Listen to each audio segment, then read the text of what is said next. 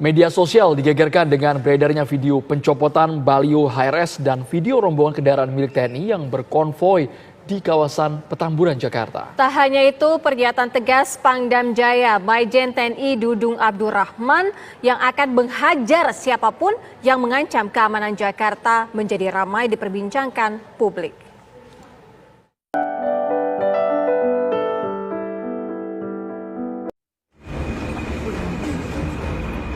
Media sosial digegerkan dengan video baliho bergambar wajah tokoh Front Pembela Islam Rizik Syihab diturunkan. Dalam video itu nampak 5 orang mengenakan seragam loreng menurunkan baliho bergambar Rizik Syihab yang terpasang. Pangdam Jaya Maijen TNI Dudung Abdurrahman pun angkat bicara perihal viralnya video pencopotan baliho HRS. Ia menegaskan pencopotan baliho HRS merupakan perintahnya. Barbaju loreng menurunkan baliho Habib Rizik. Itu perintah saya. Itu perintah saya. Karena berapa kali Pol PP nurunkan, dinaikkan lagi. Ya. Perintah saya itu. Begini, ya. Kalau siapapun di Republik ini, siapapun, ini negara-negara hukum. Ini negara-negara hukum. Harus taat kepada hukum. Ya kalau masang baliho itu udah jelas ada aturannya. Ada bayar pajaknya. Tempatnya juga sudah ditentukan. Jangan seenaknya sendiri. Ya. Jangan seenaknya sendiri seakan-akan dia paling benar. Nggak ada itu. Ya. Nggak ada. Jangan coba-coba pokoknya. Jangan coba-coba. Kalau perlu FPI bubarkan aja itu. Bubarkan saja itu. Ya. Kalau coba-coba dengan TNI, mari. Ya. Sekarang kok mereka ini seperti yang ngatur. Tak sukanya sendiri. Pangdam Jaya juga berbicara keras terhadap pengancam persatuan dan kesatuan di wilayah Jakarta. Jadi saya sampaikan, ya, jangan mengganggu persatuan dan kesatuan yang ada di wilayah Jakarta. Saya panglimanya, ya. Jangan coba-coba mengganggu persatuan dan kesatuan yang ada di Jakarta. Kalau coba-coba mengganggu itu, akan saya hajar nanti. Sikap dan pernyataan tegas sang Pangdam pun memetik tanya di ruang publik. Mengapa ia begitu lantang berbicara? Dan siapakah pihak-pihak yang dimaksud akan mengancam persatuan dan kesatuan di Jakarta? Tim TV One mengabarkan.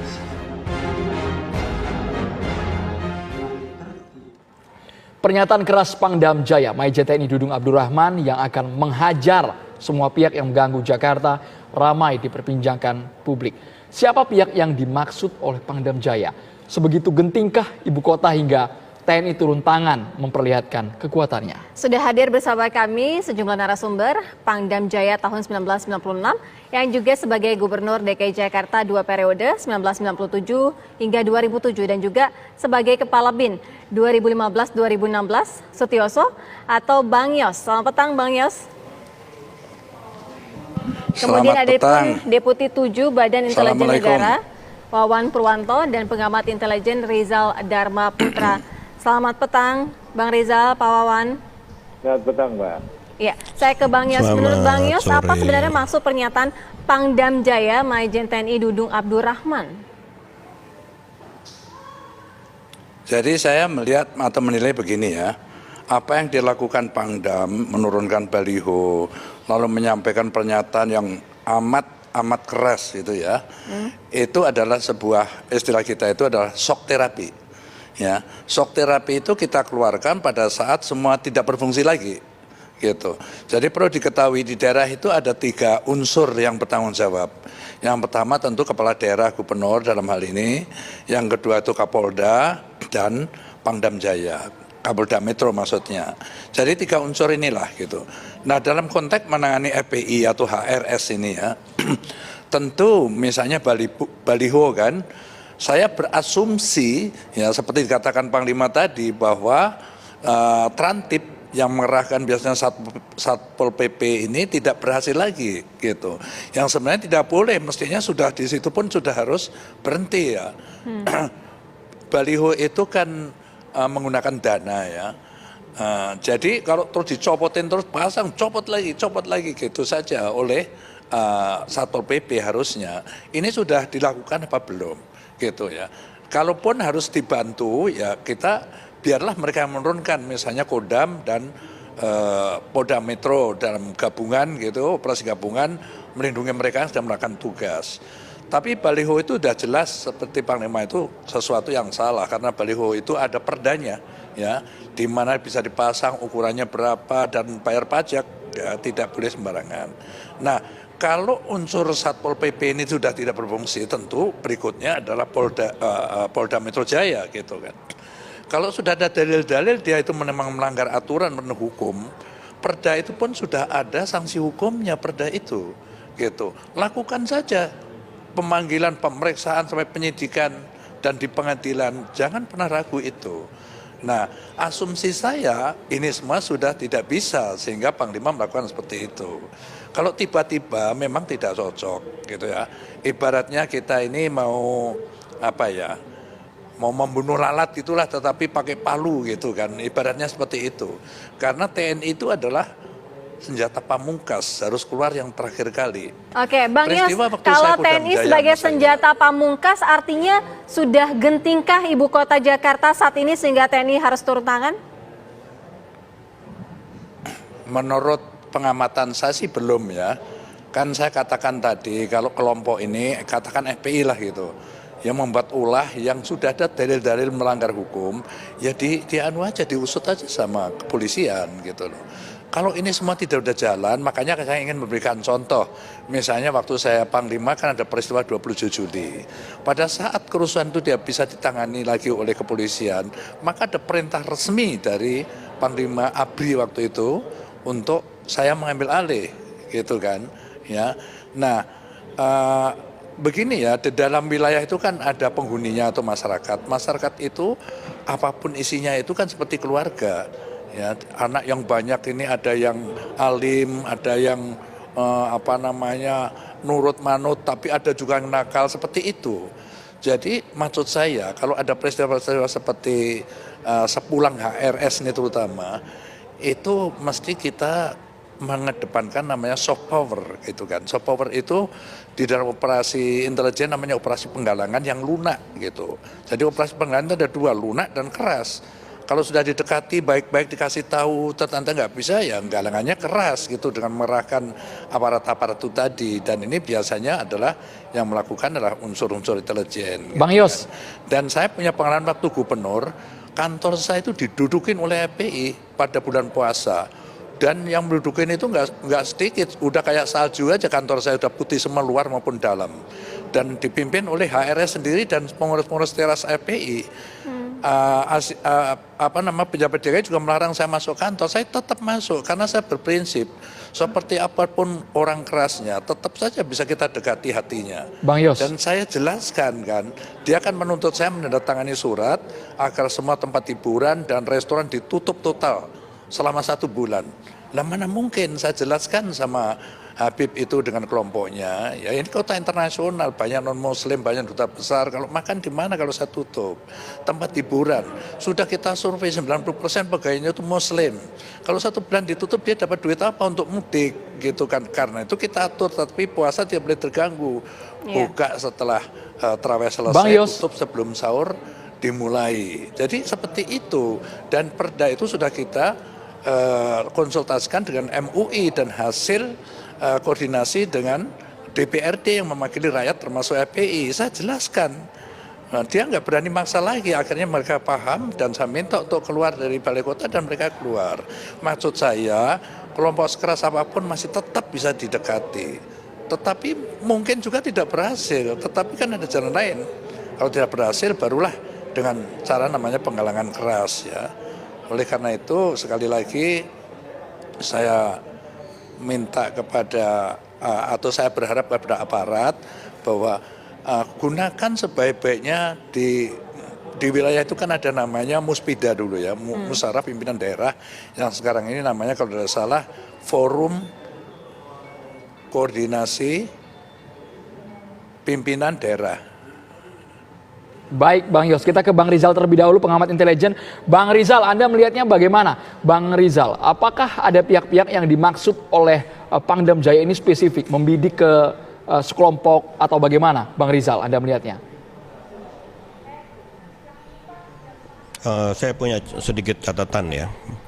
Ada catatan pertama adalah pada pernyataan Pangdam soal, tadi saya lihat di ini ya, di tayangan ya, yang menyatakan bahwa ini terkait dengan ketidaktepatan pemasangan baliho, kemudian juga masalah pajak dari baliho segala macam.